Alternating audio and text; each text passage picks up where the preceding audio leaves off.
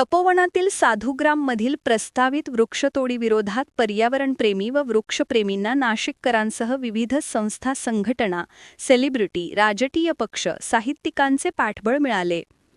तपोवनातील साधुग्रामच्या जागेवरील प्रस्तावित वृक्षतोडीला आता मराठी सिने इंडस्ट्रीतल्या सेलिब्रिटींचाही वाढता विरोध पाहायला मिळतोय.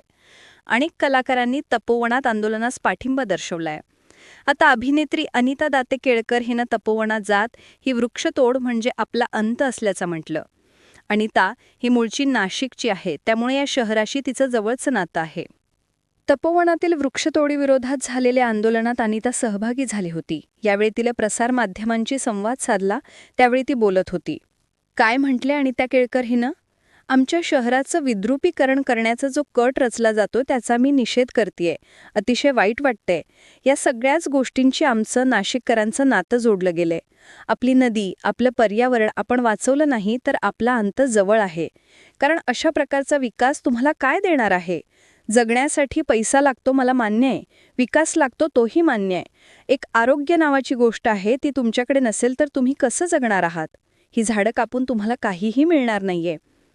इथली झाडं झुडपं इथंच राहू द्या, हे आपण प्रशासनाला सांगितलं पाहिजे. कोणत्याही साधू संतांना वृक्षतोड मान्य असेल तर धन्यच आहेत सगळी लोकं, असं अनितानं म्हटलंय. तर आपल्या धर्मात पर्यावरणाला, जीवसृष्टीलाही तितकंच महत्त्व आहे.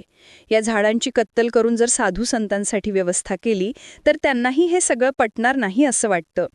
प्रशासनानं, सरकारनं आता यापेक्षा वेगळा विचार करायला हवा, असंही अनिता म्हणाली. हरित कुंभ म्हणायचं आहे आणि दुसरीकडे वृक्षतोड करायची, हा विरोधाभास असल्याचंही तिनं म्हटलं. दरम्यान तपोवनातील आंदोलनास पाठिंबा दर्शवण्यासाठी आता चिमुकलेही मागे नाहीत. बुधवारी सकाळी चिमुकल्याने इथे येऊन झाडं वाचवा, तपोवन वाचवा असा संदेश देत भविष्यात ऑक्सिजन कमी पडू नये यासाठी वृक्ष वाचलेच पाहिजे असेही सांगितले. काही पर्यावरणप्रेमींनी येथील वृक्षांच्या खोडावर जय श्रीराम लिहून येथील वृक्षांची पूजा केली.